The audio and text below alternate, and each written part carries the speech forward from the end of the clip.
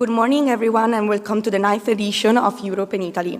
This year, we decided to focus on what holds Europe together, Europe's values yesterday, today, and tomorrow. I am Veronica, and together with my colleague Michele, that is there, we have the pleasure we are the members of the student association called Erasmus Student Network Urbino. Every year, we have the pleasure of celebrating Europe Day together with the whole Urbino students community, thanks to the constant support of the University of Urbino. Indeed, our association has been collaborating with the university on an ongoing and fruitful basis since its inception. This year, we have once again obtained a non-partisan patronage for this conference from the city of Urbino. Moreover, we have the pleasure to be part of this important project financed by the European Union called D-Geometry, and for this we want to thank Professor Rossi, Professor Rosa and Fiorentini for letting us be part of this. One of the reasons we are here today is because we want to give you the credits you deserve, to make you feel how together we can be the difference in this world, and how diversity is not something to judge, but something that enriches us. Each of your voices counts as you do. Therefore, there is no better way to start this day than with the words of the institution that follow and support us on our path. Therefore, I leave the floor to the Deputy Rector, Fusivieri.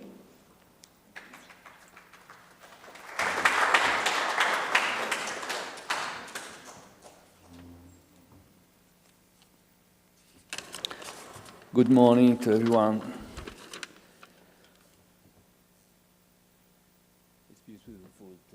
See a lot of young students in our Aula Magna. Well, it is an honor to welcome you to this year's conference. The Erasmus Student Network organizes this event to celebrate the Europe Day, and thank to the organization and the organizer. For us, this isn't just a date on the calendar, it is a fixed appointment for our small yet great community. It represents a moment of growth that unites the University of Urbino with the city and our local citizens with our international students. The theme of this edition is particularly significant. We are here to reflect on the core values that lead to the foundation of the European Union. The title yesterday, so looking back at the courage of the founding fathers, and today examining how those values define our present identity. And first of all, tomorrow, to discuss how these principles can guide us through an increasingly unstable global future. In this landscape of global challenges, the role of academic institutions becomes even more vital. We are not merely guardians of knowledge, but bridges built toward the future and toward one another.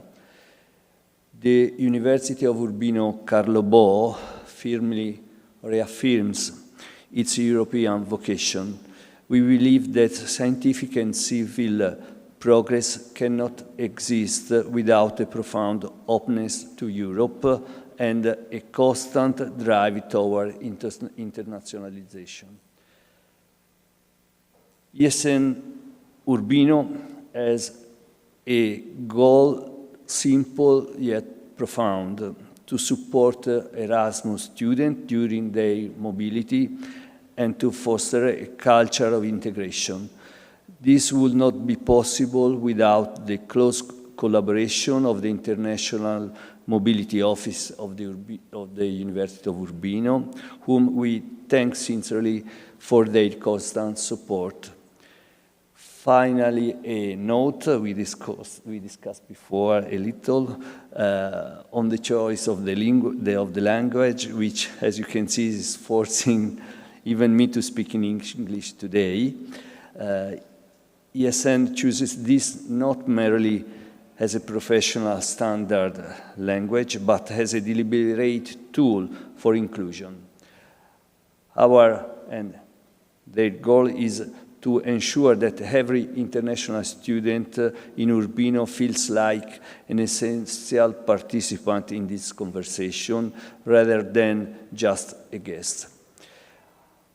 Personally, I think that Europe is not just a place on the map, it is a set of shared values and common home for those who believe in peace and cooperation, and probably in the world, extended this all the world.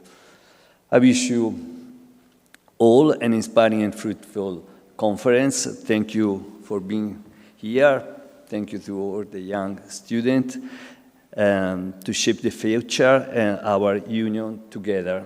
So enjoy the conference. Have a great morning.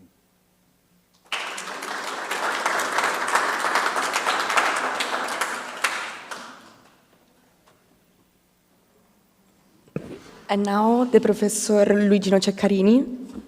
Okay, You want thank to you. join Shall I me? stay here? Yeah. It's okay? Yeah. Do you mind? No. Thank you. Thanks very much for the invitation. Thanks to the ESN for organizing this conference, this event. And I'm here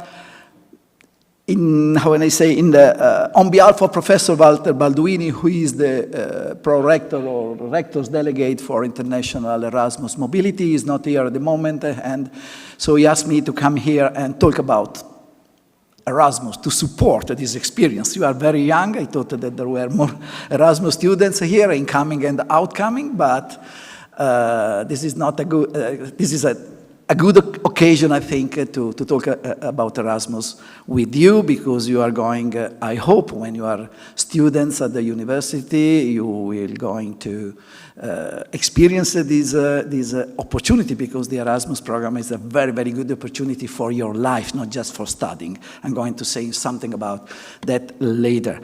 And I know, because I have a couple of boys who attend in the same school you are doing now, and they also profit by this occasion to experience the Erasmus during their period at the high school. So, dear students, welcome. We are very, very happy to have you here today, and I think that you have to consider the Erasmus experience as a part of something much larger than academic program when you will be university students.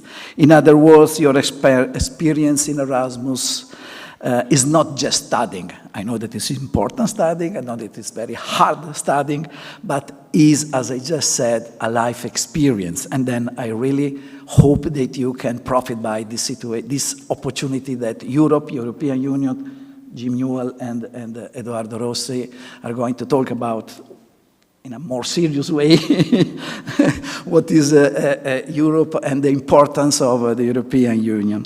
So you are part of, or you will be part of a larger community, a living community of curious minds, I would say, because if you go abroad, it's very hard, expensive in some sense, because it's very difficult to leave your comfort zone. That means to leave your routines, your family, your friends, your partners, maybe.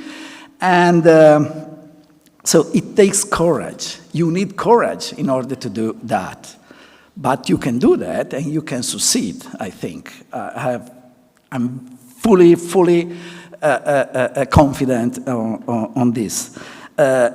It takes courage to walk into a different classroom where there are many other students that are from many other places, from Portugal, from Spain, from maybe some from Italy, maybe other from France or East or Central Europe. So it will be a very, very interesting atmosphere, very interesting contest that you can live abroad when you will be students, Erasmus students. It takes courage because sometimes it's very difficult to face, for example, bureaucracy. We know about that. We are representative for our departments. Rossi and I are representative delegates for our two. He's from the Department of Law, I'm from the Department of Economics, Society and Politics, and we are the delegate representative for the Erasmus, and sometimes we know how difficult it is to try to manage all the bureaucracy, papers, forms, and blah, blah, blah.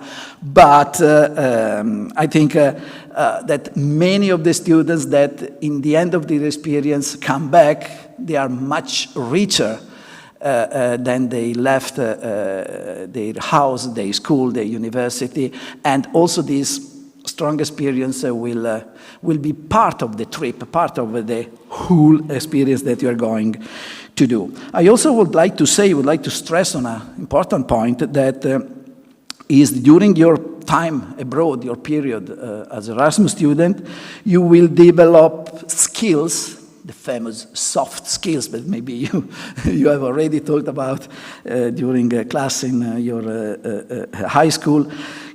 So these skills are very important for your next job, for your future.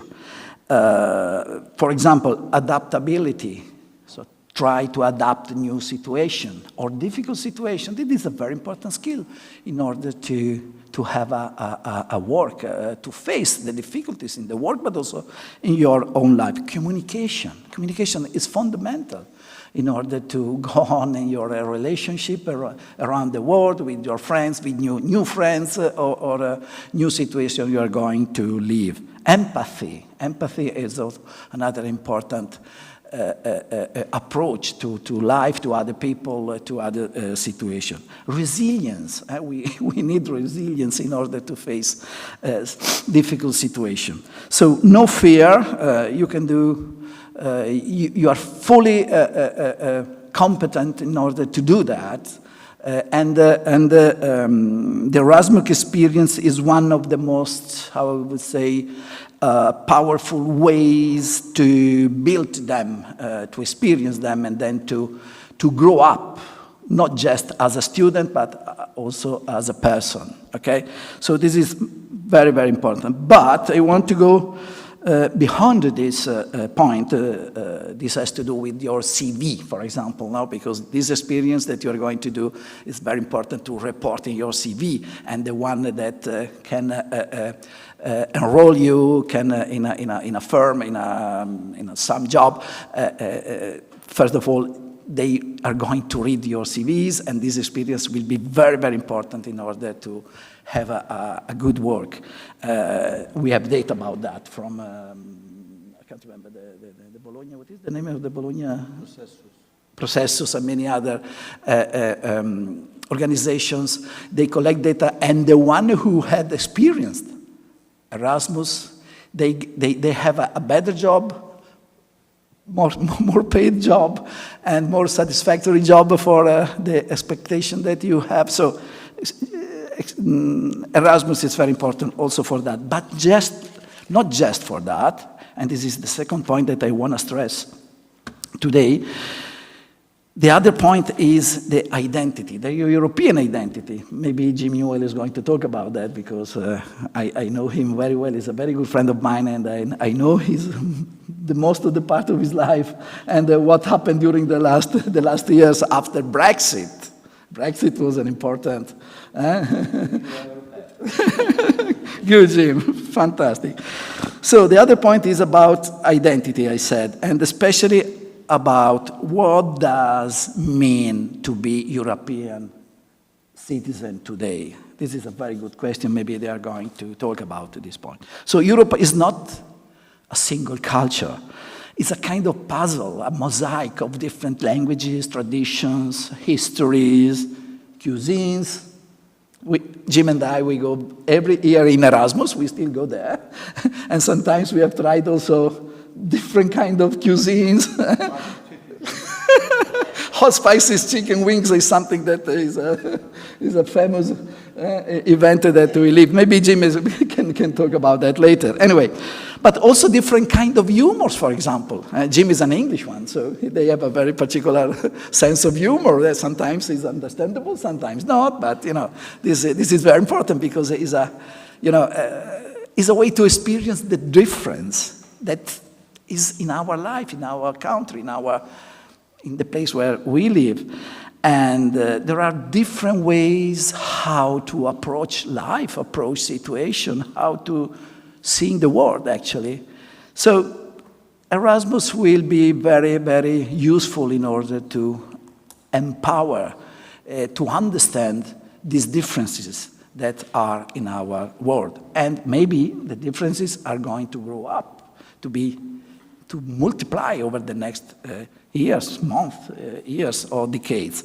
So when you visit, when you sit in a seminar, for example, in Portugal or in Paris or in UK, because UK is going to get back in the Erasmus program, so it will be something very important, I think, because you begin to notice, to be aware, not only the differences that are very important, of course, as I just said, but also the deep common ground that we actually have and then we actually share. So shared values, shared aspirations for students, young people like you are, shared beliefs in openness, in dialogue. This is very important for the future also, not about our own lives, but also for the political and the public lives, to be open, to try to understand the differences rooted in our approaches, in our culture. So this is the power also of the educations first, and then all the experiences that are next to this idea of education. And Erasmus is a very interesting program. It was born in 1987. Sofia Corradi was la mamma dell'Erasmus. She passed away in last October, I think. And we have to be proud about that because she was an Italian. And she thought that this idea, the exchange among different countries, is something very useful for next generations. And you are the new generations. So Europe needs you and your new ideas about how to face life, how to live in a different, in countries that are different but have something in common. So this will be very important in order to approach the future. So I want to go to skip many other things that I wanted to say. So take this opportunity seriously now, during the high school, but also in the next future. In a couple of years, you will be university students. And when you will be around the Europe, but also the world, because Erasmus is something that is changing, go to the lectures together with other students, but also go to the local market because you can taste the sense of a country, of a culture, I think. First of all, in a marketplace, because in a market, like that we have on Saturday morning in Urbino, that is very close to your high school, is it? No, yeah, they are not from the Scienze Umane, I'm talking to you. Okay, so it's very, so on Saturday. Okay, they are on the other side of Urbino. So go there, go to the lectures, go to the local market, go to the community events, go to the students' meetings, so live to the full these opportunities, because I think it's a good way to be part of the community in which you will be, you will spend some month, or you will be guests for a while. So have conversations also with someone that can challenge your view, your point of view. This is very important in order to be more mature as a citizen.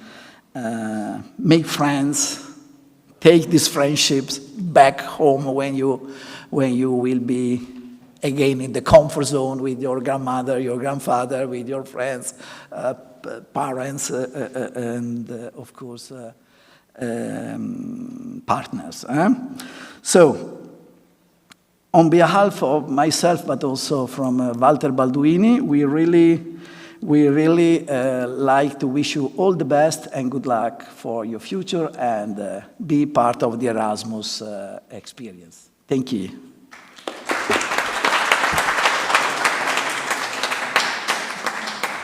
Thank you. Thank you, Professor Ceccarini. Last but not least, it's my pleasure to introduce the president of ESN Italy, Matilde Quaglia, who, despite being unable to be here with us today, has kindly sent us a video greetings. So, let's see.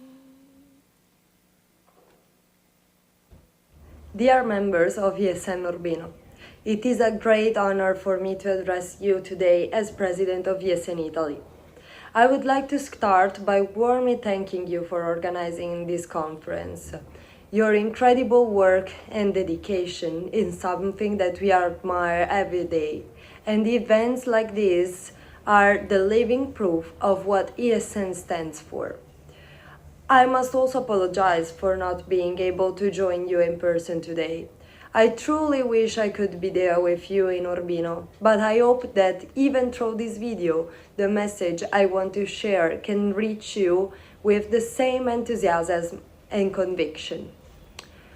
The European project was born out of a concrete need to transform a continent scared by conflict into an area of peace and stability. These goals were not only ambitious, but necessary.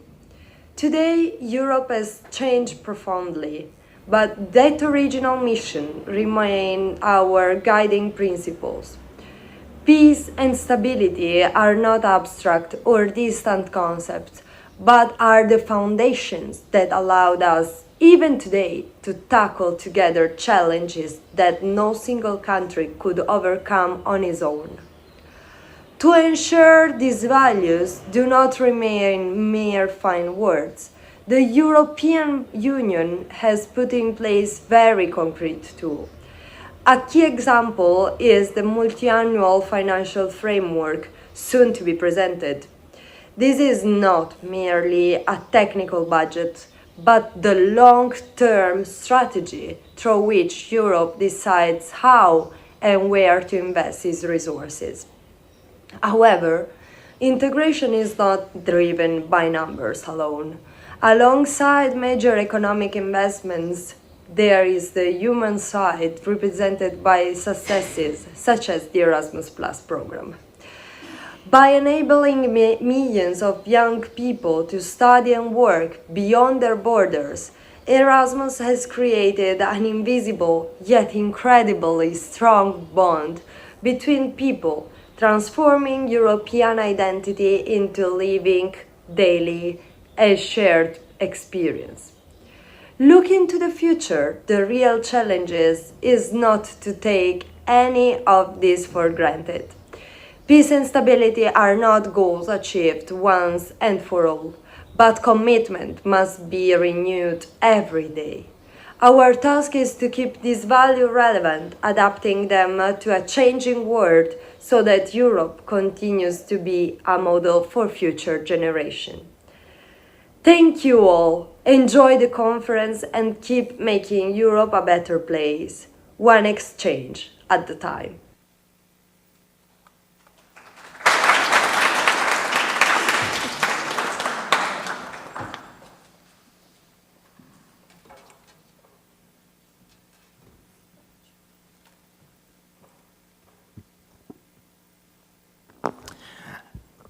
Good morning. I want to thank you, all of you, for your contribution and for being here today. It means a lot to us. As Veronica mentioned at the beginning, this is the 9th edition of Europe in Italy, a conference that we as San Rubino organize every year to celebrate Europe Day, that is the 9th of May. This particular day was chosen in memory of Robert Schuman, on the same day in 1950, presented to the Plan for Economic Cooperation, which was the first important step that led to the birth of European Union. This institution has changed the lives of us as citizens, which is why we kept celebrating this anniversary each year. This year, we decided to do so by investigating the shared values and assumptions that led to the foundation of European Union, how they have evolved to unite us in the present, and how they might adapt to the future marked by instabilities. To this end, this year, we have three special guests who will bring us on a journey to discover what holds us together. Professor James Newell from the Department of Economics, Society and Politics with the speech, The Growing Importance of European Integration in an Increasingly Unstable World. Professor Edoardo Rossi from the Department of Law with the speech, The Changing Shape of the European Union, Values and Integration in the Digital Era. Dottoressa Carola Cestari from ISN Urbino, who will hold the speech From Mobility to Belonging, ISN takes on accessible, inclusive and sustainable Europe.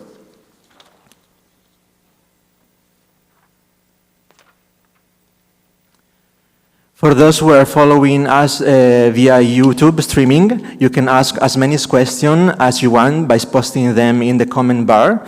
And at the end of each talk, there will be like 10 minutes in which our speakers will answer your question.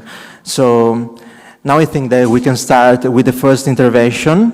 Professor Newell, please come to the podium. The floor is yours.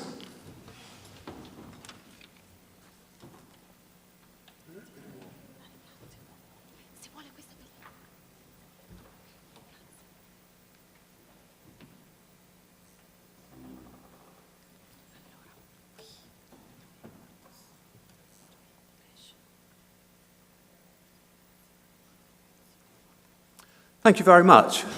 Just a couple of housekeeping tasks before we start. The first thing is that, unfortunately, I suffer from what in English we call verbal diarrhea. Okay, so I've been told I've got to speak for 35 minutes. Is that correct? Yeah. Okay, so I'm going to put my alarm on, which is going to ping at the end of 35 minutes, and that'll tell me I've got to shut up. Okay. The second thing is, can I send those things forward from here? Or wonderful. Okay. So, well, welcome to this conference. My name is Jim Newell, and I'm going to talk about the growing importance of European integration in an increasingly unstable world, because I'm a rather big fan of European integration myself. Despite the fact that you can tell from my accent that I'm British, and despite the fact that the British made a rather stupid decision 10 years ago to leave the European Union, we're working very hard to reverse that. Right.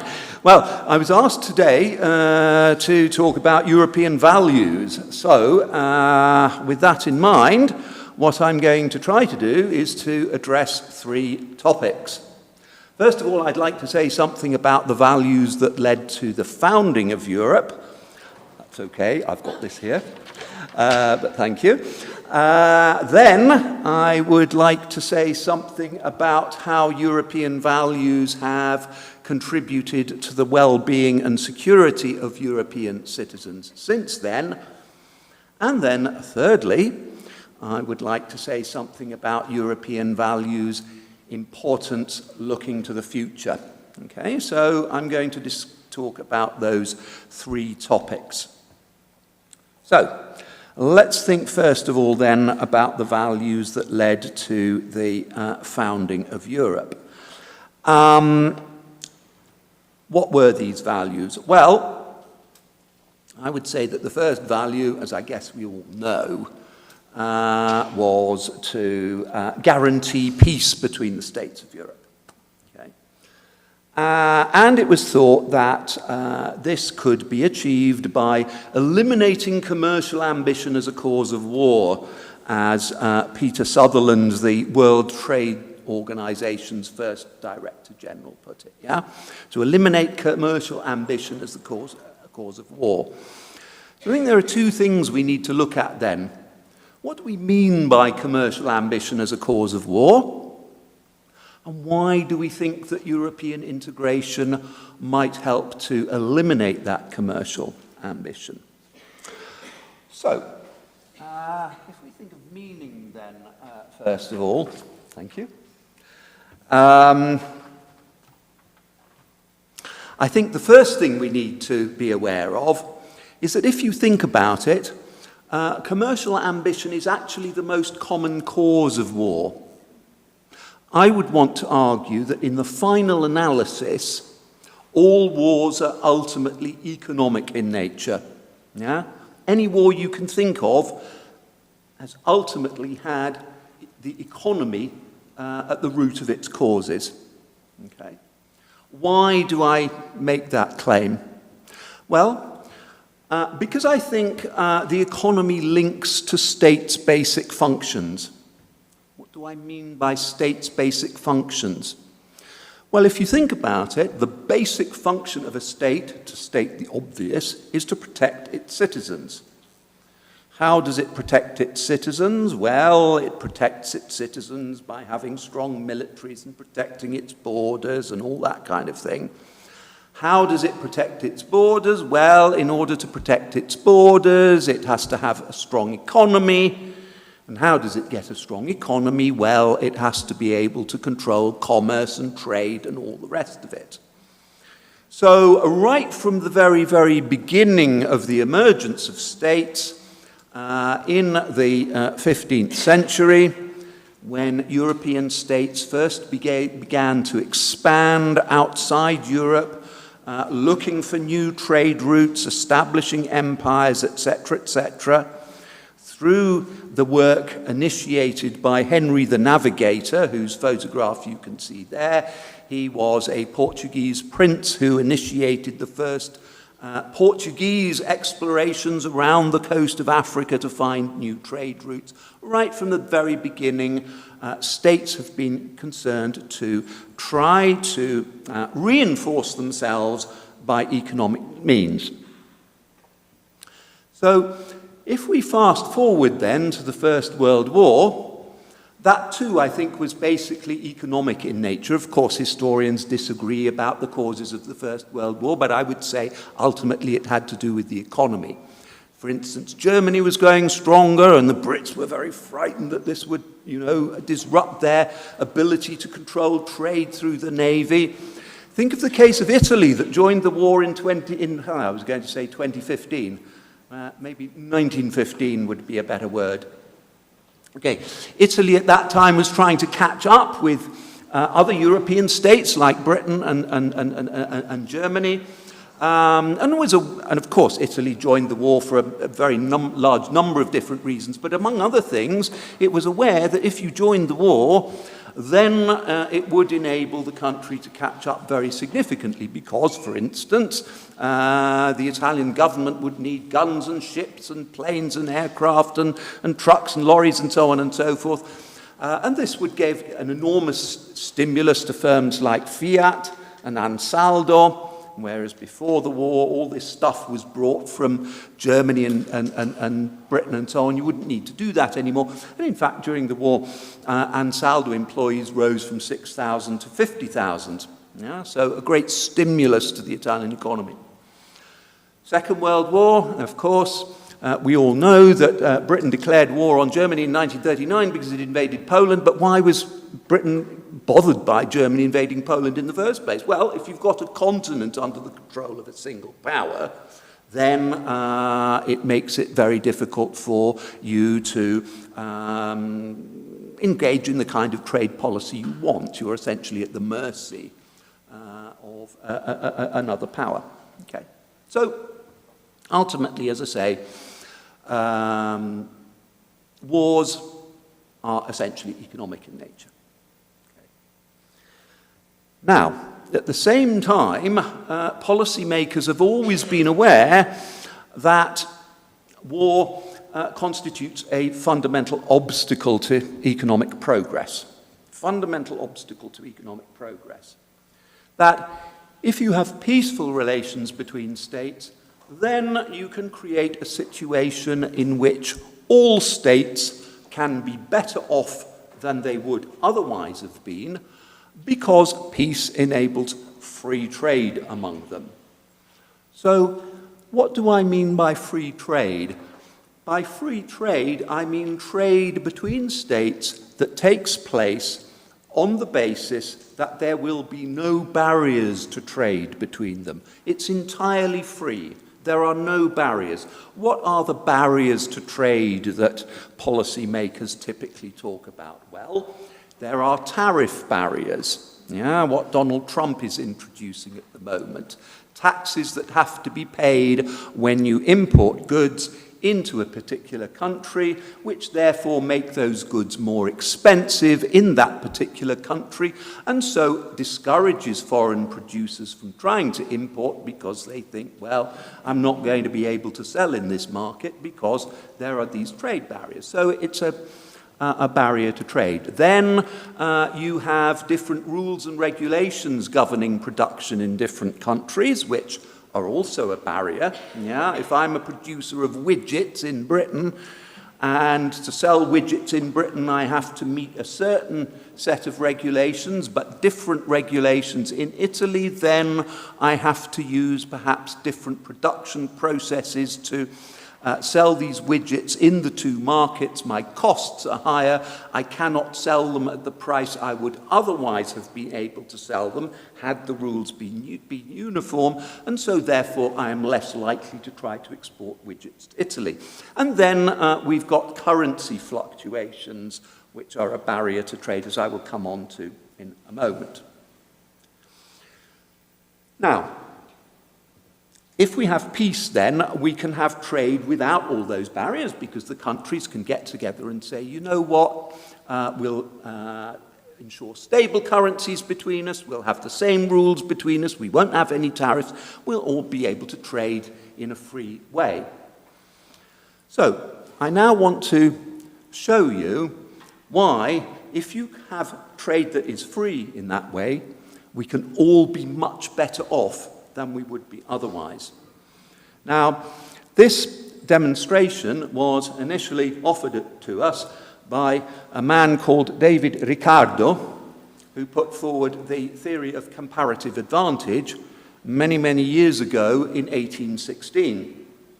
And the theory of comparative advantage says that if states specialize in the production of what they are best at producing and engage in free trade with each other, then total global production will be higher than it would have been otherwise. And in order to demonstrate this, he asked us to imagine an economy consisting of two countries only, England and Portugal, and two products only, just cloth and wine. Now, if you have a look at that graph, what you can see is that Portugal is more efficient than England in producing both cloth and wine, because Portugal can produce 1 unit of cloth with 90 hours of labor, whereas it takes the Britain or England 100 hours, and Portugal can produce 1 unit of wine with 80 hours of labor, whereas it takes England 120 hours. Okay, so Portugal is better at producing both.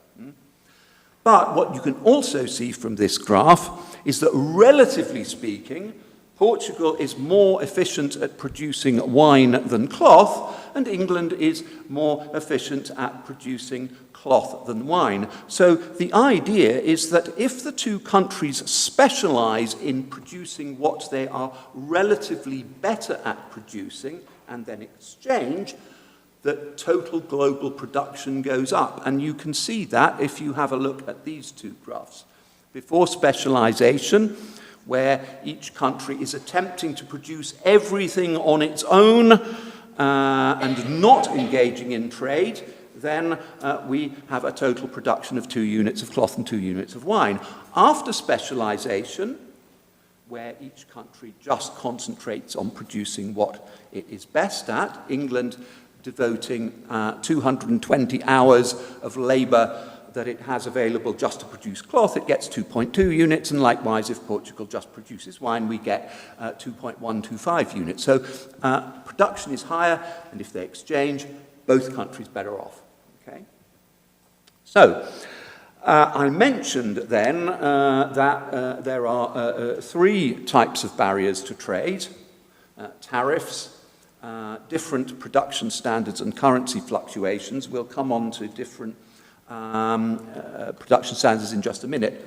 Just want to tell you why currency fluctuations are a barrier to trade. So I'd like you to imagine that you are an Italian producer of widgets, and I'd like you to imagine that we're in a situation before the introduction of the euro, when Italy's currency was the lira, and the German currency was the Deutschmark, of course.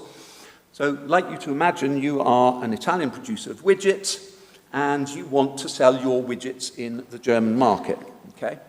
Now, I'd like you to imagine that you need 1,000 lire for each widget in order to make a profit.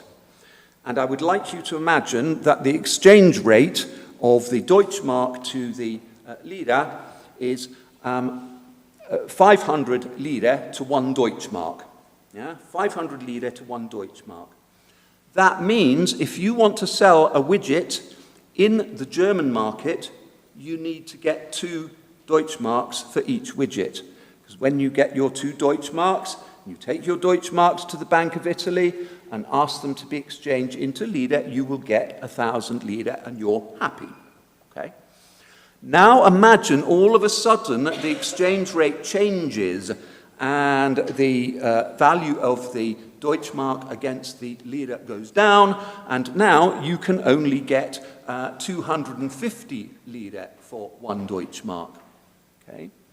So what that means, if you're only getting 250 lira for every Deutschmark, okay, you now know as a producer that in order to get 1,000 lira when you take your Deutschmarks to the Bank of Italy, you have to sell your widgets at 4 Deutschmarks in the German market. Okay? But the problem is, German consumers may not be able to afford 4 Deutschmarks now. Yeah, they can get the same thing from a German producer still at 2 Deutschmarks. And the problem is that currencies might fluctuate like that all the time. Yeah? So you can never know from one day to the next how many bloody Deutschmarks am I going to get for my widget, okay? So you say, you know what, I'm just not going to bother trading in the German market at all. It's not worth it, okay? So again, trade doesn't take place.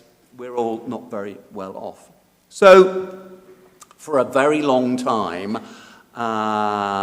in fact, going back to 1816 when we got the gold standard, policymakers have been trying to ensure that currencies don't fluctuate between each other. See how we're doing for time. Okay. I'd like to explain how the gold standard works because I find it really fascinating, but I don't think I've got the time. So just take it on trust that the gold standard was an early example of attempts to ensure the elimination of trade fluctuations. Okay, let's move on then. So, second question then is, how would European integration eliminate commercial ambition as a cause of war? Right, if you think about it, there are 2 ways in which you can achieve peace. One is by making treaties among states, yeah?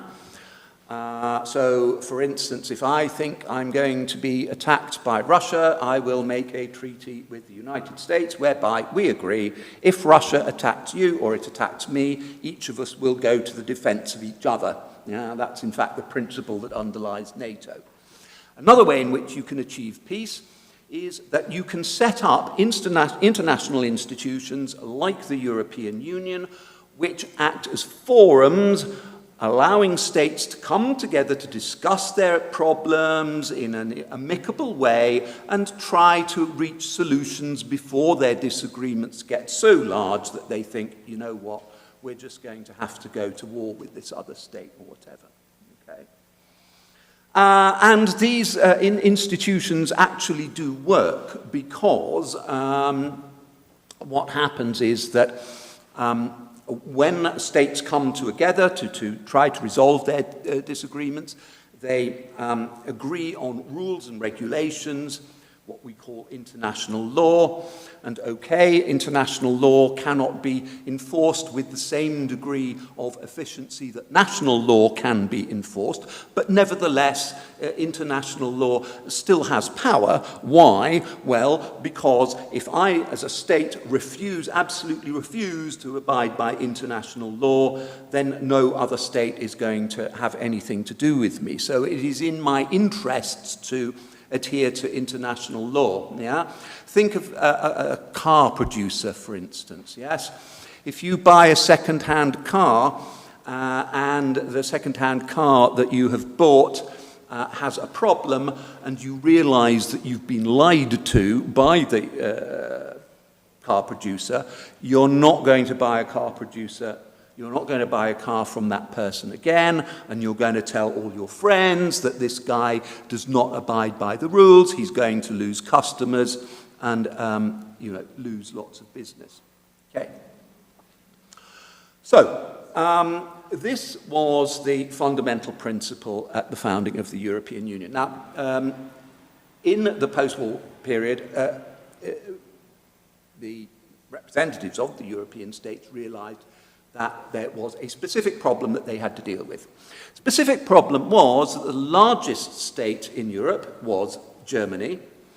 So they thought, right, okay, so we've got this problem.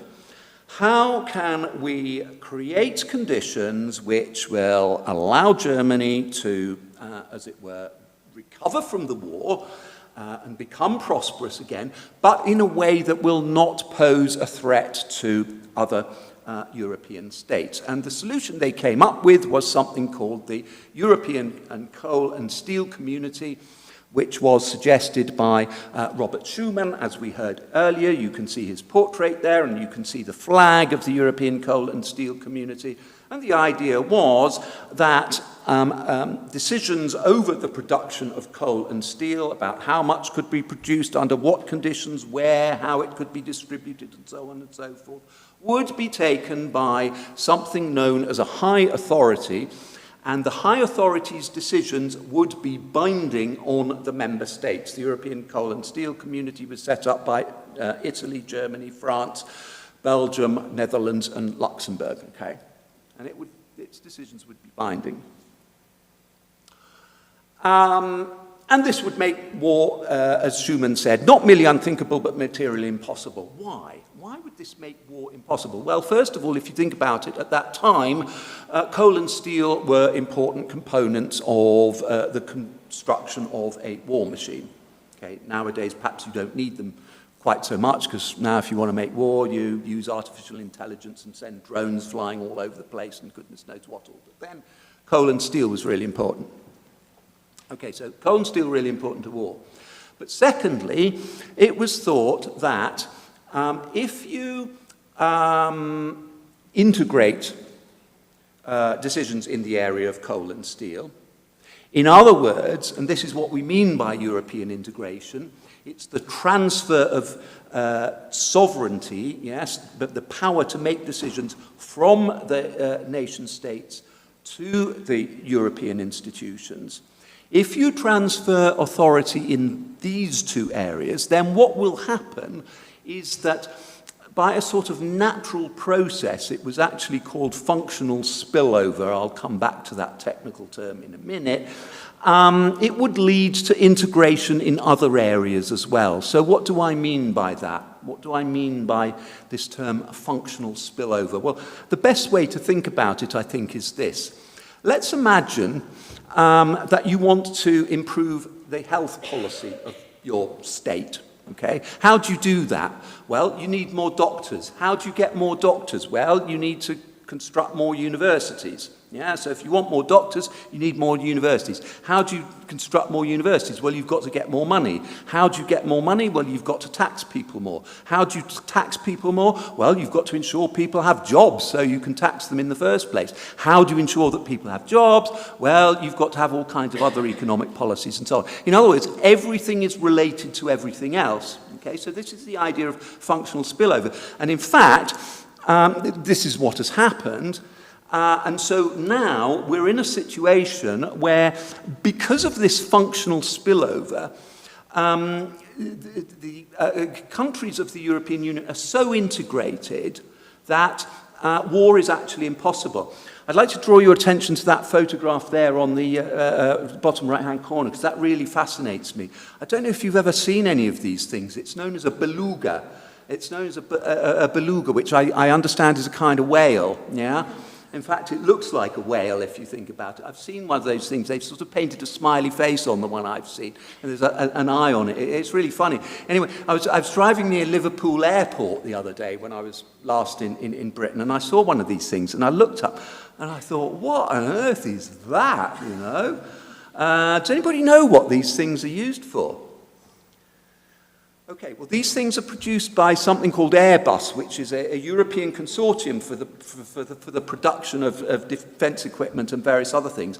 And anyways, so what happens is that in order to produce all this stuff, in order to produce aeroplanes, for instance, so the aeroplanes produced by Airbus are produced in all kinds of different European countries. So what they do, the wings are produced in Britain, apparently, despite Brexit. Britain is still part of Airbus. So produce the wings in Britain, they put them on one of these belugas, they then fly the wings to France, and meanwhile the fuselage is produced in Germany and goes to France, and then the wheels and so on are produced in Spain, and they're produced there, and they're taken by another beluga to France and so on, and it's all put together, okay? So this is what we call a global or a cross-border supply chain, and what it means is that, as I say, European economies are so integrated that war is materially impossible because, you know, if you're going to wage war, you've got to be self-sufficient, but you can't do that now. So war materially impossible. So that's, you know, the sort of basic idea. So that's what we mean by functional spillover, and this is really where we come on to European values today. European values today, because one of the consequences, or the consequences of functional spillover, was thought to be that this process of integration would make possible at least 4 other things, the things I've listed there. It would make possible the economic and social progress of the European countries, the constant improvement of the living and working conditions of European peoples, strengthen the liberty of European citizens living in open and democratic societies, and it would then lay the foundations of an ever closer union among the peoples of Europe. So let's have a look and see how much progress has been made in terms of these 4 sets of values, if you like. Okay, so we've achieved peace, we've got that one. What about economic and social progress? Well, as you can see from the sort of smiley face there, I love these things. Very good, very good. Give it 10 out of 10 for that. Why? Well, we had the Treaty of Rome, which set up the European Economic Community in 1957. We had the Single European Act in 1986. We had the Maastricht Treaty in 1992. And what all of these things did was to, as it were, advance this process of economic integration that I've talked about, yes? If you think back to what I was saying about the elimination of trade barriers, yeah, and what we mean by integration, this transfer of sovereignty to the European institutions, thanks to those 2 things, what you are doing, and thanks to these pieces of legislation that brought all this about, is that you are essentially moving through 3 stages of integration, okay? So first of all, you establish a free trade area. That is where countries agree there will be no tariff barriers to trade between the member states. Then the second stage of integration is the establishment of what is called a customs union, which is a situation in which the states not only eliminate tariffs between themselves, but they also agree that the European institutions will be responsible for what is known as a common external tariff, yeah, for with regard to states outside the European Union, yeah? And it is the European institutions that will take charge of negotiating trade agreements with other states on behalf of all of the European states collectively, yeah? And then finally, you have a single market where, in addition to the two things I've just mentioned, you have a situation in which there are no or as few as possible other barriers, like different rules and regulations between states, so that when a company wants to produce, it only has one set of regulations it has to deal with. It is possible for people, goods, capital and services to be exchanged between the member states completely freely without any problems. And again, although I haven't got time to go into it, so you'll have to take my word for it, there are a number of studies which demonstrate that yes, we are much better off than we would have been if we hadn't had these various things that I've just mentioned. Okay, so economic and social progress, yes. What about living and working conditions? Okay, again, I would say fantastic, very good. I've listed there a number of things which will make the point. Again, haven't got time to go into all of them, but let me just mention the 2024 Platform Work Directive. Okay, it's really unfortunate, in my view, that the European Parliament gets so little publicity because it does so many things which are really helpful for us. The Platform Work Directive was designed to try to improve the working conditions of Uber drivers. I haven't seen many. Yes, you do have Uber taxis in Italy. Just in Milan and Rome, right, okay. Do you all know what I mean by an Uber taxi? Yeah, so, yeah, okay, right, okay. So do you know how Uber drivers and also these people who deliver food to, have these big boxes on the back of their bikes and they run around and they deliver food. Do you know how they work?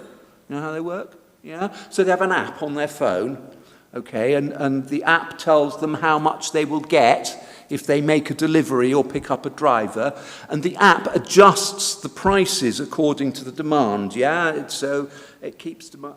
And so it adjusts the prices so when the driver can see, that the price has gone up, more drivers, because more people want taxi rides, more drivers log on and go out to work, yeah? And when demand is low, the price drops. So what that does is it means that people wanting rides are more likely to ask for rides because the price has gone down. So it keeps demand and supply in equilibrium, as we say. What this app also does is it enables Uber not to have to pay any of the normal things that companies normally have to pay to their employees, like insurance, like pensions, and various other benefits. Oh yes, entitlement to paid holidays, yeah, all those sorts of things that companies normally provide. Uber doesn't have to do that because the employees' work is controlled just by this app. The employees are considered to be what's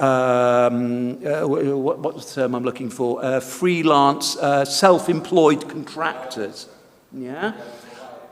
Providers, that's right, okay. So that was until the Platform Work Directive came along, which said to Uber, no, you can't do that. You've got to treat your workers fairly. You've got to provide them with pensions and all the rest of it. Okay, so a tick there. Open and democratic societies, again, I would say yes. Why? Well, because various states want to join the European Union. I'll just, okay, so here we've got a list of countries that are now trying to join the European Union. And so what happens when the negotiations for accession take place? European Union says, yes, well, we'll let you join, but in order to join, you've got to have independent judiciaries, you've got to have efficient means of combating corruption, all those kinds of things that ensure that societies are democratic. And of course, we will know about the case of Hungary, but, anyway, we'll talk about Hungary later on. Still, I would give another 10 out of 10 there. What about ever closer union? Well, what do we mean by ever closer union? So this is a famous phrase that was used in the Rome Treaty, first of all, in 1957. Means many different things to many different people. I think I would argue that when the phrase was first used, what it meant was increasing senses of solidarity and friendship among the different peoples of Europe. What it tends to mean is closer political integration, and so that brings us then on to the future. So what do we mean by political integration? Yeah, we've looked at economic integration, but what's political integration? Well, you might say economic integration of the kind we've already talked about is inherently political, but I think political integration means two things besides that. It means integration in areas that are not yet fully integrated, like foreign policy, like defense policy, like judicial policy, and so on. And because of that, it also means an attempt to reform the European institutions so that they can be made more accountable to European citizens as a whole. So we're talking about things like increasing the powers of the European Parliament over who becomes the President of the European Commission. So when European citizens go to vote for the European Parliament, they have greater say over who the Commission President is. And because of that, the Commission President knows that they have to be more responsive to European citizens as a whole. Okay. Now, we've seen partial progress in this area. So in the area of foreign policy, for instance, foreign policy is initiated by somebody called the High Representative, who is the Vice President of the Commission. Yeah? Typically, all policy initiatives come from the Commission, and then they are decided upon by the member states meeting in a body called the Council of the European Union. Now, in many policy areas, decisions in the Council of the European Union are made by, right, that's telling me to shut up, so just 2 minutes to finish, are made by majority voting. But in the area of foreign policy, you have to have unanimity among member states, okay? So the European Union is not very strong in that area. So what would further political integration look like? I think it would mean two things.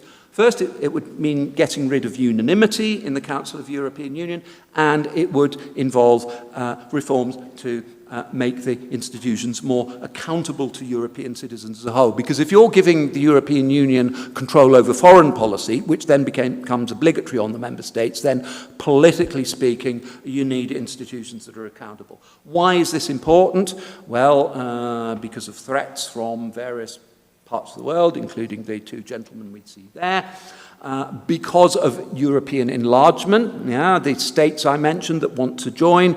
If you are going to have more states in the European Union, then you have to have more streamlined means of managing relations between them. If you have to have unanimity to make policy decisions, very, very difficult if you've got 30, 40, 50 states involved.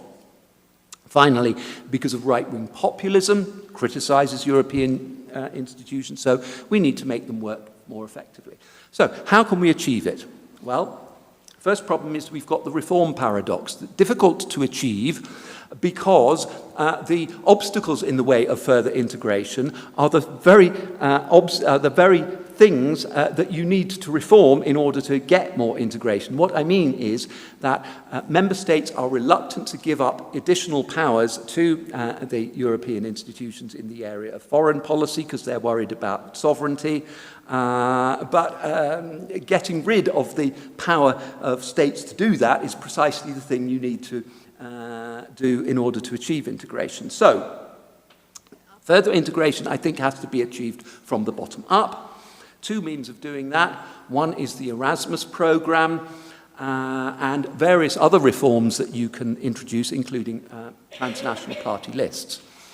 Erasmus program creates a sense of European citizenship, helps to create the popular pressure for further integration by helping to develop senses of European identity, as do transnational party lists. Okay, so the idea is that you would create a single European-wide constituency for European Parliament elections in which parties would present lists.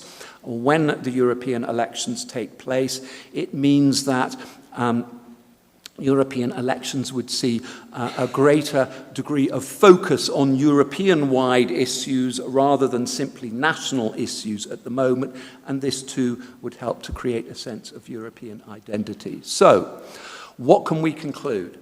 First of all, I think Europe is a precious gift to us. It's given us peace, it's given us prosperity, it's given us the opportunity, if we take it forward, to manage the threats that we face from around the world more effectively.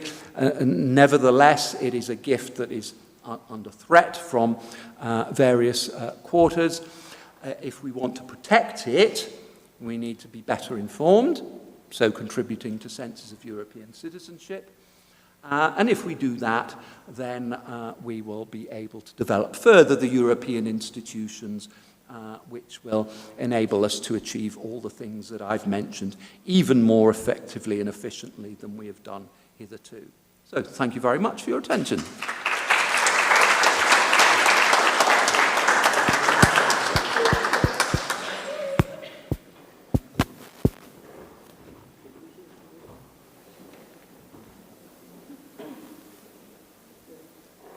Thank you, Professor Neuer, for your speech. So now, if the public has some question for you, please raise your hand or write them in the chat.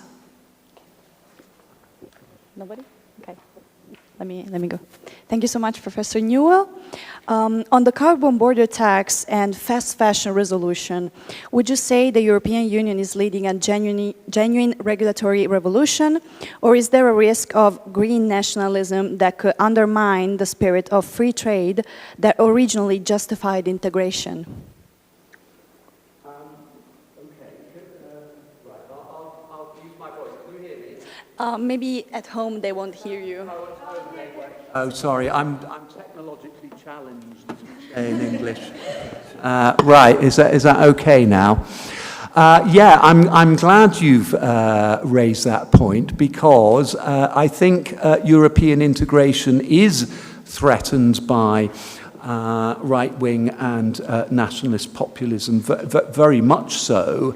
And, you know, we have lots of examples of right-wing populist politicians who argue against European efforts in the area of environmental policy, for example.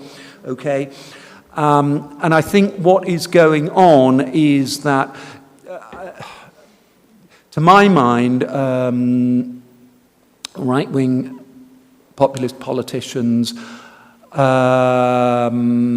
attempt to make political headway by stimulating people's senses of frustration and resentment and all the rest of it. It's all very negative. And a lot of this frustration and resentment is directed at the European Union institutions. It's all their fault. It's their fault you haven't got a job. It's their... Okay. Now, I think this is really interesting. Because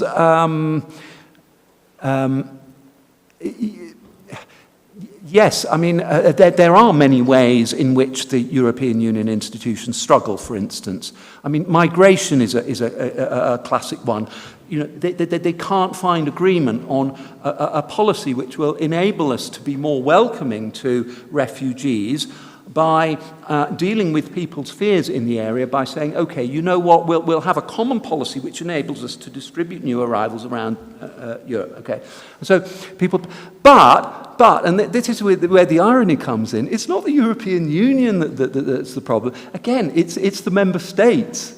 Yes, it's because the member states will not allow the European Union to have the powers that it needs in order to be able to address these problems. Again, the United Nations, people say, oh, the United Nations doesn't work. Well, I'm sorry, it's not the United Nations that doesn't work, it's the member states that will not allow the institutions to work.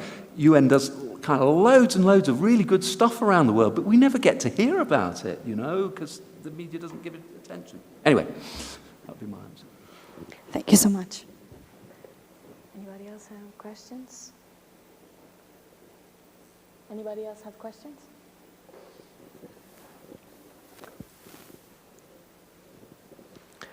Thank you for the presentation. It was really nice. I have a question, which is about the enlargement table of the European Union to countries like Ukraine, Moldova, Georgia, and also more recently Armenia, since there was the meeting of the European Political Community. These countries are under geopolitical pressure from Russia. What do you think about their joining? Do you think the process needs to be fastened? Do you think some requisites need to be lessened? Or do you think that they should be full democracies first and do all the reforms before joining the EU? Okay. I think they're certainly under geopolitical pressure. That's true. I think the situation is very unfortunate. I'm not quite sure if this is an answer to your question, but I think, for instance, of defense expenditure. Okay, so collectively, the countries of the European Union spend about twice as much as Russia spends on defense. But it is much less effective in defending itself and in terms of its military capabilities than Russia is. Why? Because Europe doesn't does not spend its money efficiently. Let me give you an example. This isn't quite true, but it is true to a large extent. Essentially, each member state is responsible for its own procurement. So the Italian government procures its own tanks, the German government procures its own tanks, the French government procures its own tanks, and so on. Okay, so there are the two problems there when states are doing things on their own. One is that the tanks may not be interoperable, okay? It may not be possible because they're made according to different specifications. For German technicians to repair Italian tanks and for Italian technicians to repair French tanks and so on. So it's massively inefficient. The second thing is that when you procure things on your own, the firm that you are procuring them from has a number of upfront costs which it has to recoup from the sales it makes to you. Yeah. So the costs that you as a single state have to pay are inevitably much higher than if you can collaborate and agree to buy tanks collaboratively and procure them jointly. Now. With regard to the states you mentioned, so we've had the loan to Ukraine, which I think, as I understand it, should go some way to reducing this problem. So hopefully that will help to speed up the accession process. I think do I think that states should meet certain criteria in terms of democracy? Like the standard criteria to join the European Union, which, as you know, is to having full democracy and independent organs to check for corruption and stuff. Do you think we should lessen these requirements just for them to join faster or not? Gosh,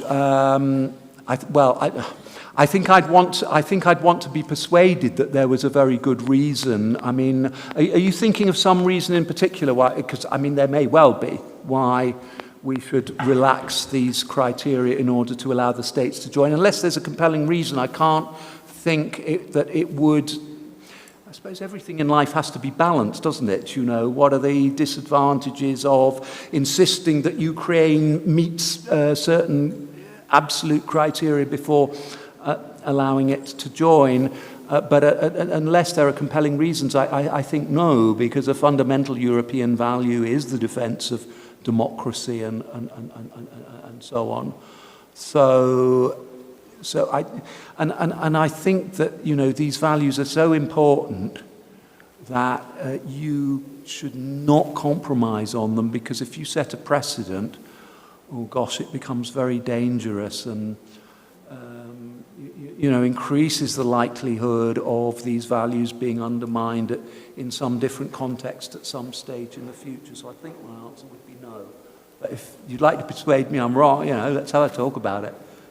Oh, thank you very much for your answer. There is other questions? Any other question? Okay. Thank you again, Professor Newell, for your speech, and let's go with the next guest, Professor Rossi. Please, the floor is yours.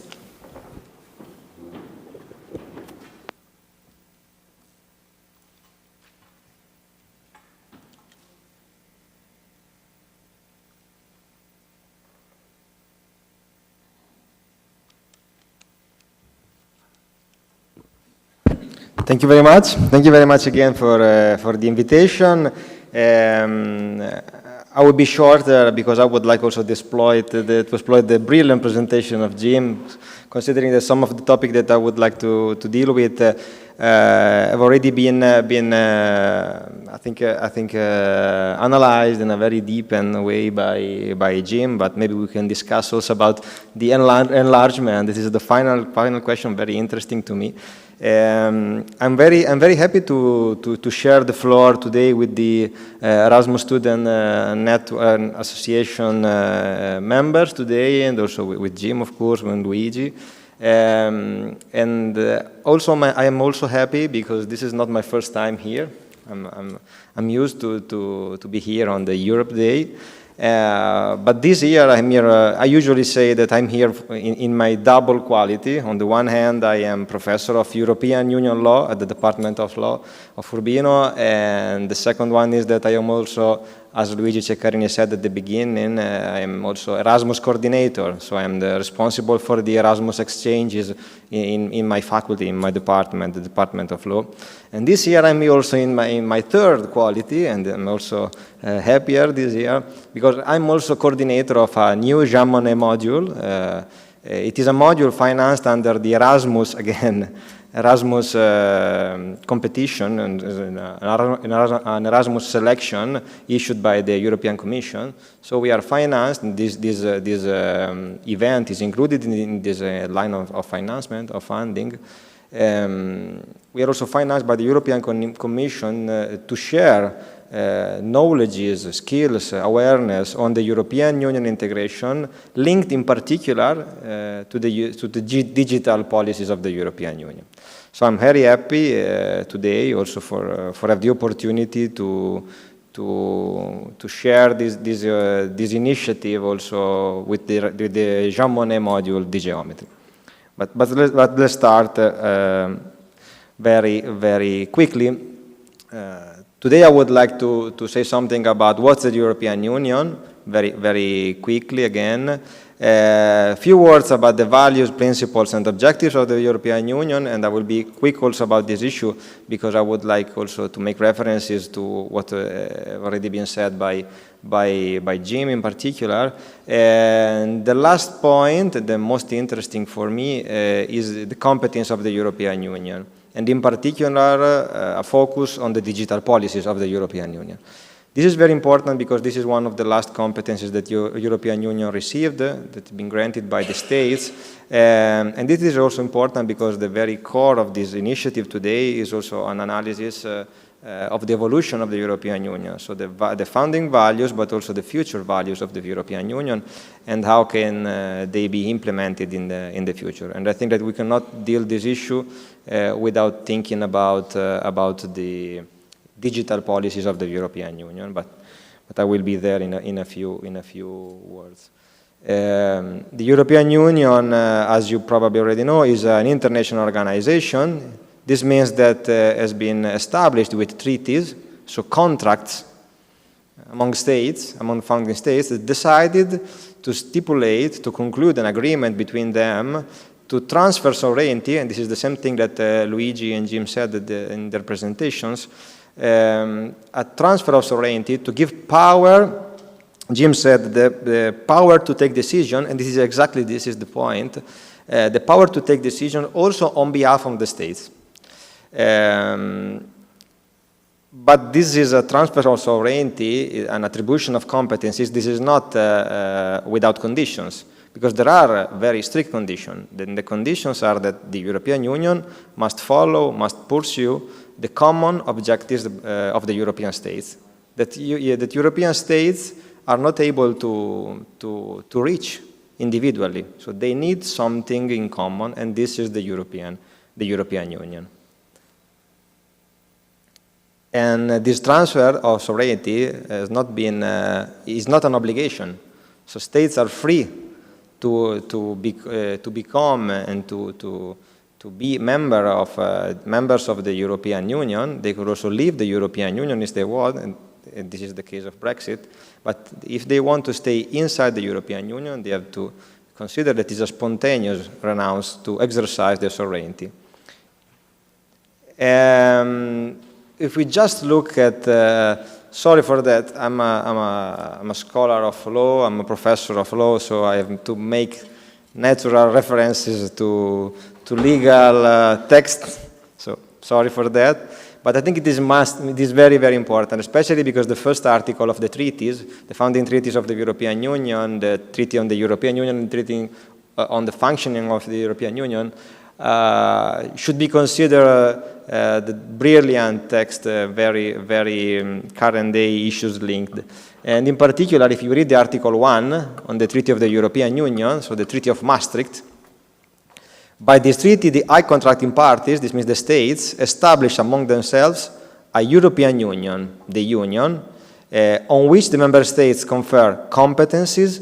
So European Union have competencies that are attributed to states, from states, to attain objectives that they have in common.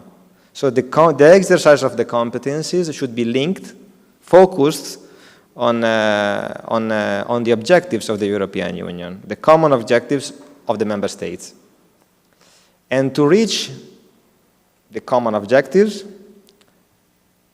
states and the European Union institutions must base their actions, their initiatives on common values. And if I join the conversation, because I found the last question that Jim received very, very interesting, if I can open and close very briefly a parenthesis about this issue, this is the reason why the enlargement could become a critical issue, a crucial issue. Because if we want to discuss about the enlargement of the European Union, even if we consider states that are under the Russian geopolitical pressure, of course, we should first be sure that they share the common value, fully share the common values of the European Union, all the common values of the European Union. This is why an enlargement procedure, a quick enlargement, a fast enlargement procedure is not possible in the European Union, because they have to prove that they share the common values of the European Union, and also if one of the other member states does not agree about the sharing of these common values by the state states, in this case, the enlargement cannot be possible. New states, new member states on the European Union cannot be authorized to join the European Union if only one of the other member states is not agreeing about this operation. And this is very, very important, because the common values of the European Union are very, very clearly described at Article 2 of the Treaty of the European Union. And this is not a case if it is not the Article 200, but it is Article 2 of the Treaty on the Fundament of the European Union. The Union aims to promote peace, values, well-being, and this is what has already been underlined by Jim. So I think that I can skip about this very first step of the European integration process. There is a very exhaustive list of the common objectives of the European Union and of the member states of the European Union, so the internal market, the social progress, the scientific and technological advance, the combat of social exclusion, etc. But we should also consider in this regard that this list at the beginning of the European integration process was not as long as it is now, because this list increased the number of the objectives of the European Union, linking them to the enlargement of the competencies of the European Union. So in the very first beginning of the story of the European Union was very well focused on the commercial, as Jim said, on the commercial, to stop war through eliminating the commercial national ambitions of the member states. So now we have a very clear structure of the link between values, the base of the European Union, values. How should the European Union move in the international community, following the values, common values of the member states, to reach objectives that are included in the treaties. So values are useful to reach objectives, and to reach objectives, European Union must be authorized by the member states. Is authorized through the conferral of competencies in the treaties. The European Union doesn't have its own competencies. All the competencies of the European Union are conferred by the member states. And there are different kind of competencies, the exclusive competencies of the European Union, and this is the list of Article 3. There are also support, coordination, or supplement competencies of the European Union, and this is Article 6 on the Treaty on the Functioning of the European Union, as you can see. And there are shared competencies of the European Union, shared between the European Union and the states. The exercise of these competencies is regulated by the principle of subsidiarity, for instance. This is very, very important to understand when the states should intervene and adopt legislative measures in this regard, or when the European Union is unable to do so. And there is also another very important, not only theoretical principle, that is the principle of sincere cooperation. In Italian it is called leale cooperazione. The sincere cooperation, included in Article 4, paragraph 3 of the treaty, is very important because mentioned expressly, as you can see, the mutual respect and the need to assist each other between the member states and the European Union. So the member states and the European Union, if they want to reach the objectives, they should go together. This is very important because the European Union cannot reach objectives without the member states. If the European Union is not working, it's because probably the member states are doing something that is not useful, helpful to reach the objectives. And on the other hand, the member states alone, individually, cannot reach the objectives that they would like to pursue. And this is very important because this is at the very core of the sincere cooperation principle.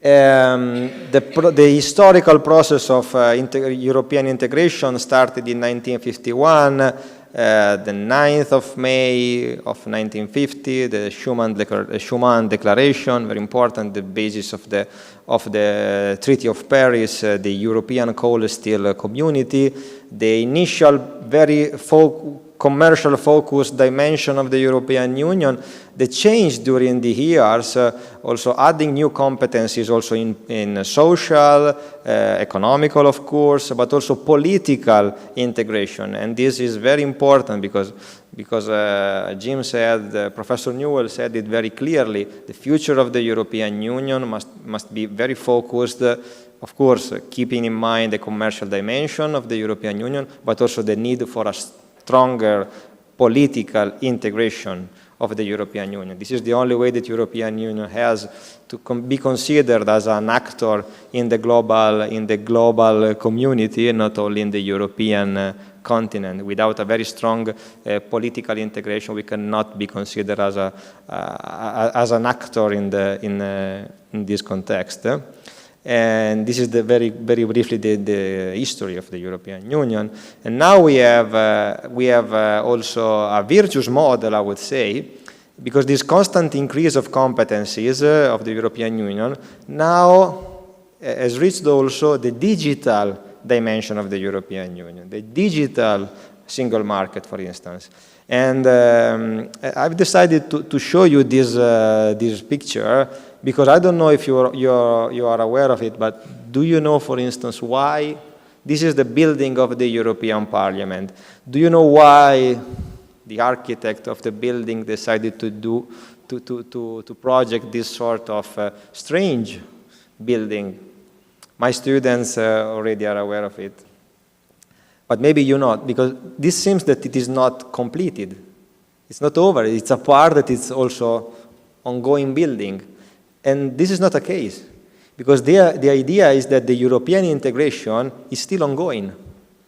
It's not at the end. So also the building of the European Parliament seems also to be under construction, I would say. Exactly as the European integration. It is still under construction, as you can see.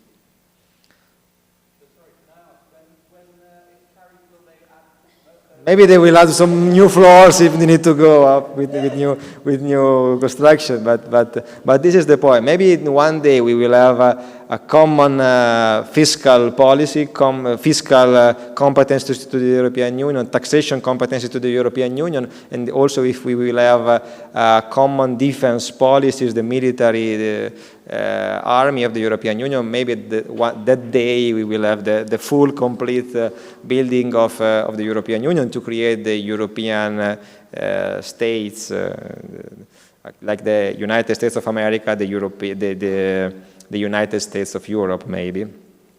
Who knows? And there is also, at the foundation of this construction, there is the European citizenship. We should not forget that we are all European citizens, and this is not only a social link, but it is a very important legal link between us, between the Italian citizens and also the citizens of all the member states. It is an expression of a social link, but also a link about community. There are not other international organizations that use the same vocabulary. There are not the citizens of the United Nations, there are not citizens of the African Union, there are not citizens of the North Atlantic Treaty Organization. The only international organization that uses this word, European citizenship, in your passport, if you have a passport, if you check it, you will find also not only Italian passport, Italy, but you will also see European Union, because this is a citizenship, the European Union, and this is a unique case in the global, in the international context. So this is a link, the citizenship on the social, anthropological dimension, but also on the legal dimension. Rights and duties linked to the citizenship. And to have a society, a community, ubi societas in Latin, ibi jus. Where there is a society, there's the need of law. And the law without a society doesn't have reason to exist. So this is why ubi societas, ibi jus, but also ubi jus, ibi societas. Dove c'è diritto c'è una società, e dove c'è una società ci deve essere diritto, in qualche modo.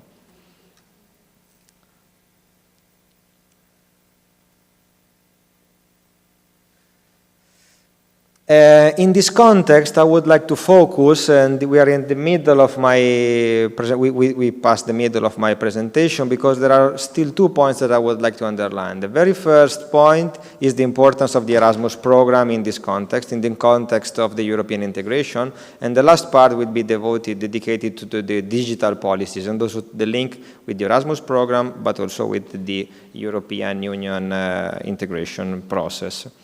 The Erasmus program began in 1987 to support the student mobility. It has been inspired by Erasmus of Rotterdam, Erasmus da Rotterdam, symbol of learning and dialogue. Funded and promoted by the European Commission, it started as a program dedicated only to students' mobility, but now Erasmus Plus program includes a lot of different initiatives. For instance, also the funding of modules, of Jean Monnet modules, like the one that I'm coordinating with Professor Francesca Rosa today, to empower, to increase the awareness and the knowledges of the European Union law in students, in high school students, but also in university students, undergraduate students in particular. This is one of the most successful initiatives of the European Union. This was also one of the most critical aspects of the negotiation during Brexit, for instance. Now, there are news about that, but this is very a crucial aspect, I would say. More than 13 million beneficiaries since 1987, and more than 4,000 participating institutions, including the University of Urbino, of course. The budget, it's always increasing. The European Union institution, the European Union Commission in particular, but also the European Parliament and the Council are very focused, are very aware about the importance of the Erasmus program for the European Union objectives, and this is why the European in the budget of the European Union, every year there is a higher level of money dedicated to the Erasmus program, the Erasmus Plus program in particular. Erasmus is important for you. Erasmus is important for the single students. Luigi Ceccarini said in his presentation, for instance, that it is very important to have a higher education level in content, in a substantial way, but also gives you the soft skills, so the adaptability, the capacity to solve problems, for instance, but also a lot of other soft skills. But the Erasmus program is also a services for all the collectivity. Is a general service. Is useful also for the collectivity, because with Erasmus program, enriching yourself, enriching students individually, it is possible also to be more open-minded. It could also be helpful for the European integration. So this is not only I think, a very issue linked to the personal sphere, but it is also a general sphere. So in my opinion, this is the correct view to qualify the Erasmus program also in the future. Promoting solidarity, tolerance, inclusion, building a shared European identity, encouraging active citizenship. These are all things, all objectives, all factors that could be reached through Erasmus program. And there is also a very important link between Erasmus, European Union, and digital citizenship. This is a new word, a recent word, introduced by and used very often by the European Union institutions, because now we do not only have the EU citizenship. We have the EU digital citizenship, which doesn't have only the EU single market, but we also have the EU digital single market. And these expressions, these are not only theoretical expressions, they're not only political expressions, but they are very concrete, because they want to prove that the citizenship is not only something that operates offline, but the same rights and duties we have offline, we should have the same online. And the same is about the market. The single market, customs, we discussed about tariffs, etc., that are, of course, very well established offline, should be considered at the same exact level also online. So the same rules must be applied also online, in the digital environment. This is why Erasmus, European Union, single market, and citizenship are all in common under the big dimension of the digital policies of the European Union. And this is why, for instance, in the last years, I would say, I would like to show this slide to you. In last 10 years, more than 15 years, European Union adopted more than 200 pieces of legislation concerning digital policies. The last one maybe could be the Artificial Intelligence Act, a very long and complicated regulation on artificial intelligence, but there's also the Digital Services Act governing the responsibility of digital platforms, the Digital Markets Act to have the same rules offline, also online. So the digital market, the markets is also digital, but there's also the GDPR, very, very important regulation, responsibility of platforms, the Digital Platforms Responsibility Directive, and a lot of different kind of pieces of legislation concerning the digital policy. A lot of several pieces of legislation, but also several mechanisms, authorities that have the power to pretend respect from states and from individuals, but also from legal and natural persons of these pieces of legislation. So these legislation are in common, these pieces of legislation are in common in all the member states. We have the same rules in all the 27 member states. And this is very, very important. This is a list of some of the most recent, very main important pieces of legislation in this regard. And now we are going. I'm going to the conclusion of my presentation. I would like to share just a few thoughts about to summarize what I think about this topic. I think that Erasmus considered as an investment in the future, an investment to reach a cultural revolution in the future. Erasmus is very important for many reasons. The first one, it raises awareness, makes future generation aware of the legal and social challenges of the digital world. The world is going in that direction. It is obvious, it is clear, and we should deal with it. Focus. Increase the focus on the problems in the digital world, improving the quality of teaching for us, but also of training, and this is very important. Solutions. If we are more open-minded, if we have the possibility also to compare, to go abroad in the European Union, but also outside the European Union, we can have the possibility also to compare the solutions, to see that there are differences, there are national identities, but there are common values. So this makes easier to find the correct solutions, the potential solution to be identified to solve problems in the future. The growth. Erasmus, it's important also in the digital dimension. It's also important to increase opportunities for work, employment, economic growth. There is a statistical basis, there are statistical data that are very clear and cannot be discussed, that shows that with the Erasmus program, there is a better possibility to obtain a job, the job that we prefer, that you prefer, and also with a higher level of salary, for instance.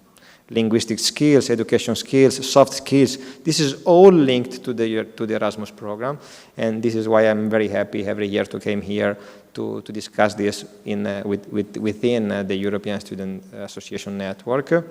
And with Erasmus, it's also possible to make European digital citizenship effective and concretely implemented. Thank you very much for your attention. I'm ready for questions.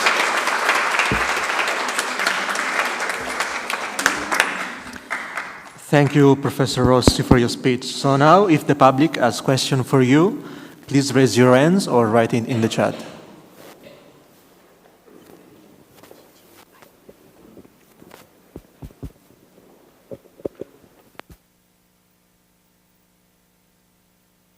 No, it's been okay. Acceso.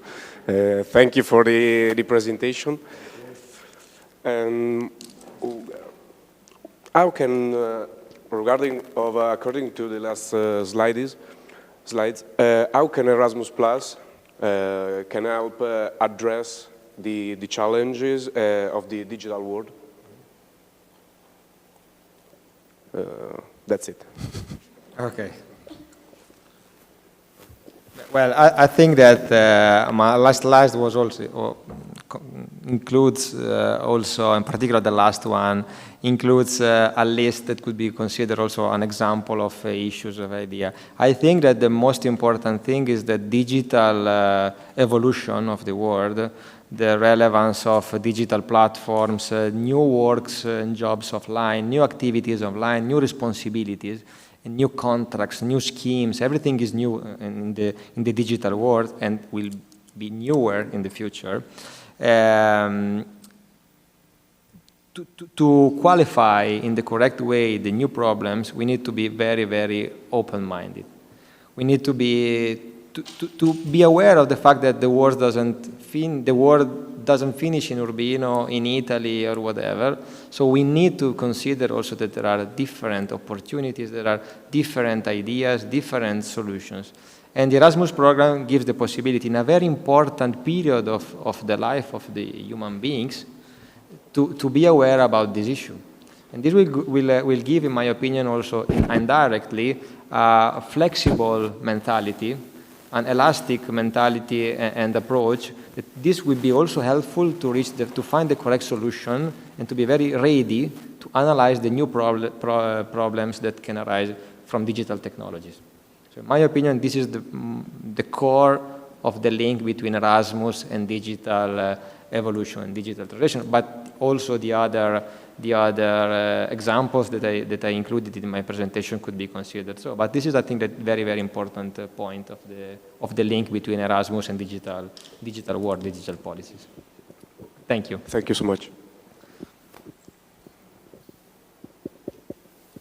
So thank you again, Professor Rossi, for the speech, and let's go to the next guest, Dottoressa Carola Cestari. Please, the floor is yours.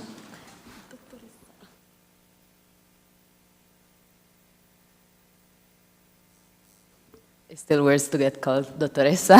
I feel so young for this role, but it's okay.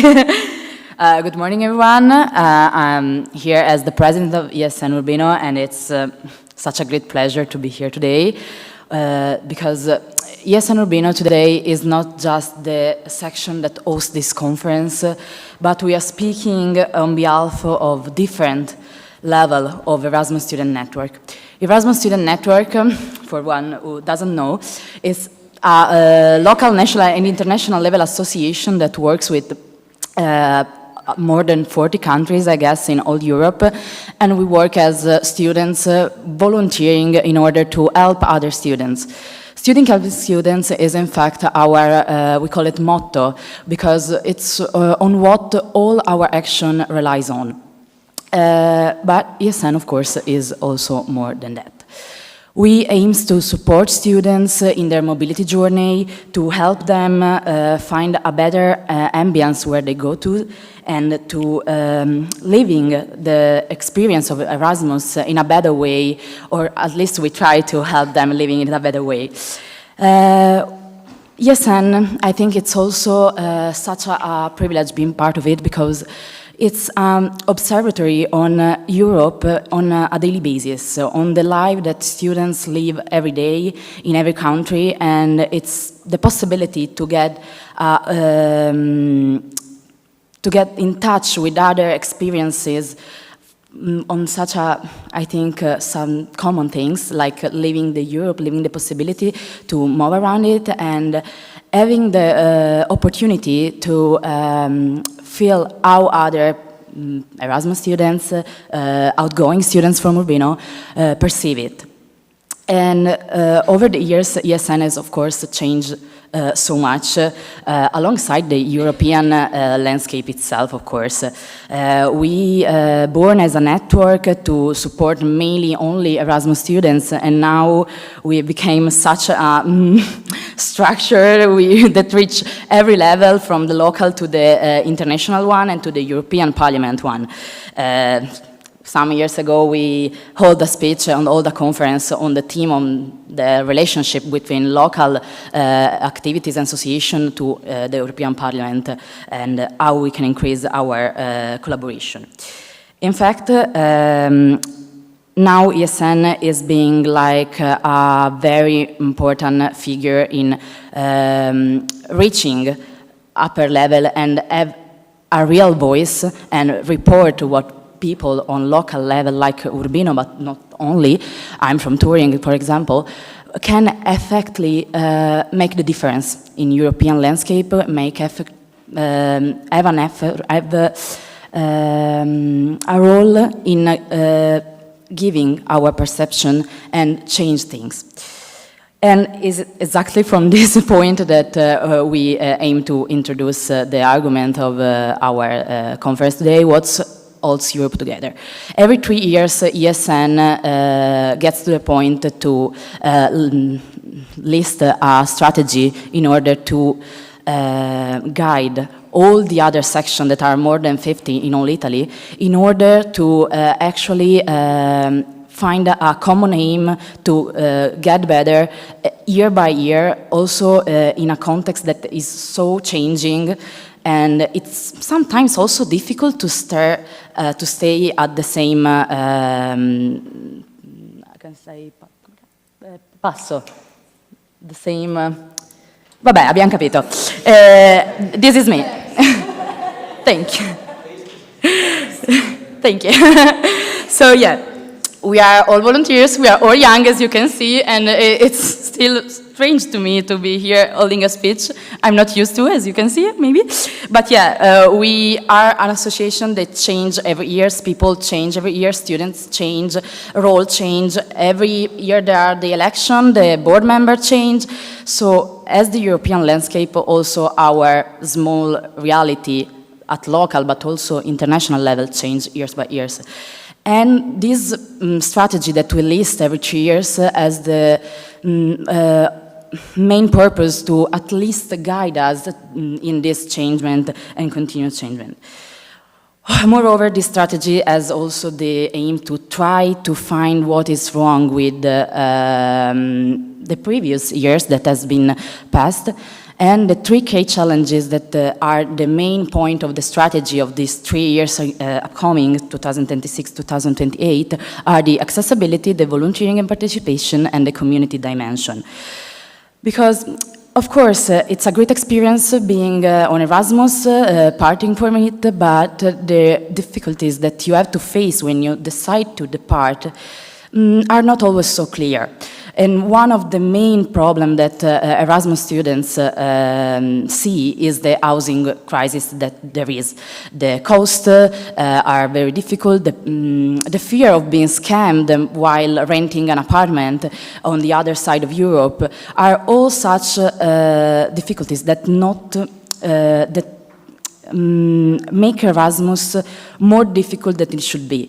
Yes, it's such a great opportunity. I really want to say that it changed my life, and it's an experience that everyone has to do at least once.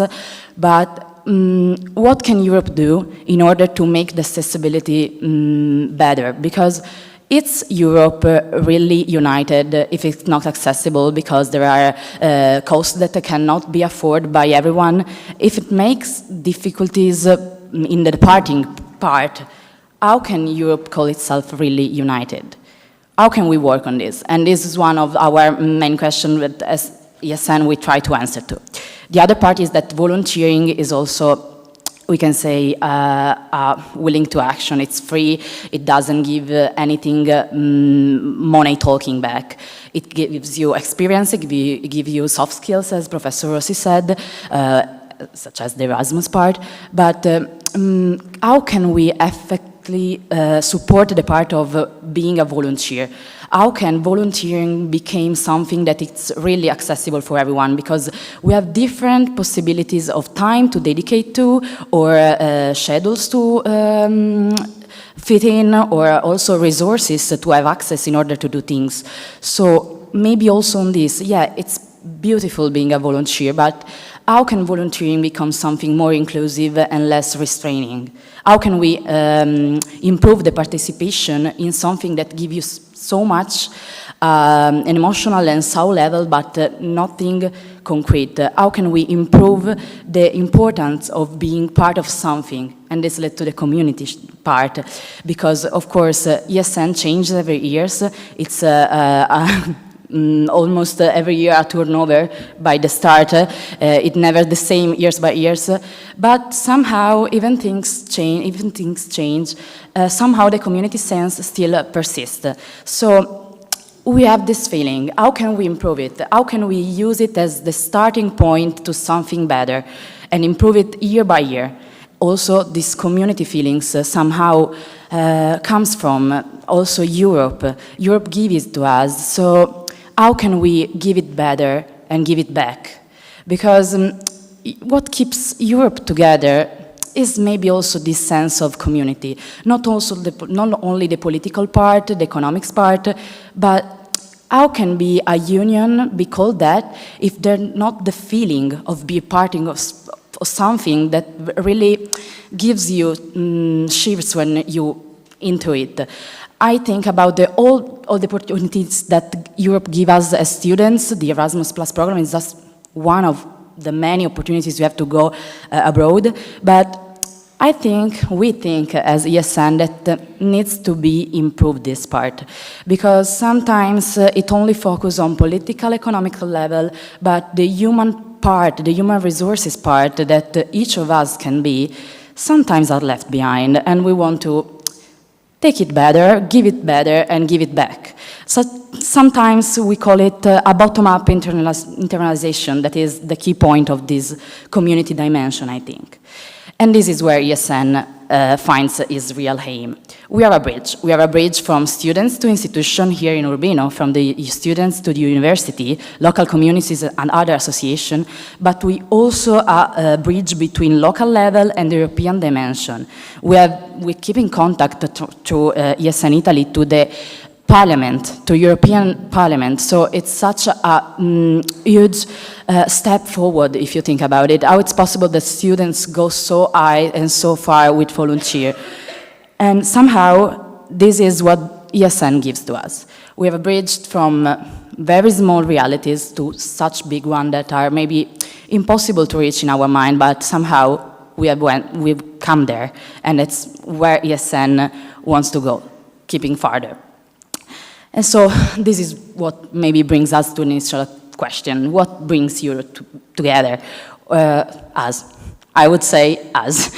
I think that us is what can really change something, can, through what are our values, find it in everyday life and not only our association. Inclusion, accessibility, sustainability, volunteering, active participation are our call to action that should be also European Union one, in order to keep going farther and keep building things that can be great things, but it can only be possible if our value it's see and accepted, because we are young, we are the new resources, and we can make the difference, as already some professors said. So yeah, in other words, we think as ESN, not only Urbino, but in very much level, that what can hold Europe together should be able to be us. That's it. Thank you.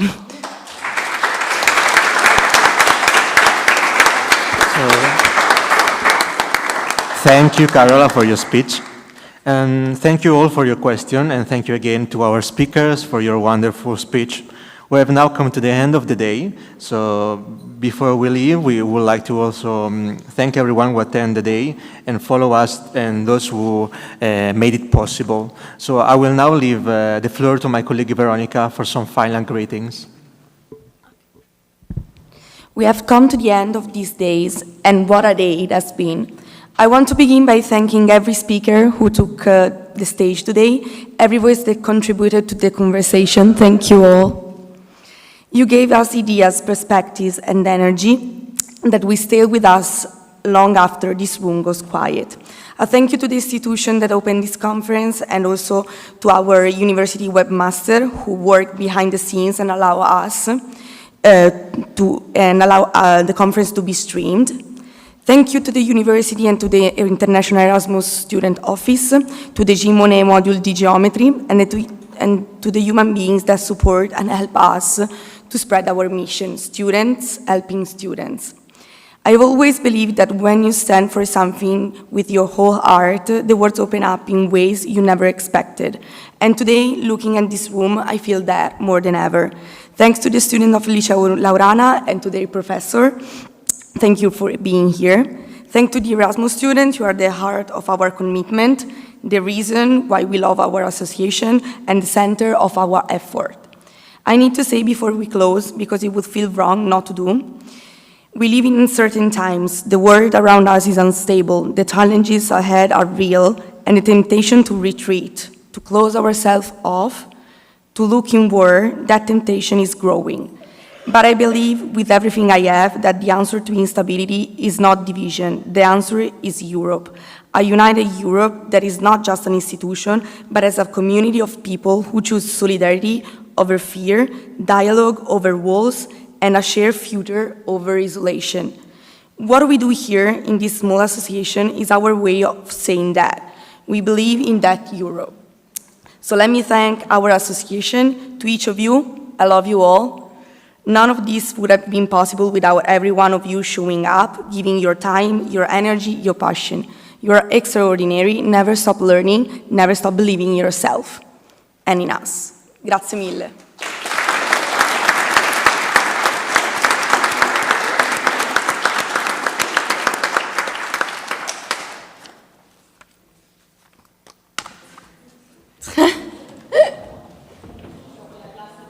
Sì, esatto.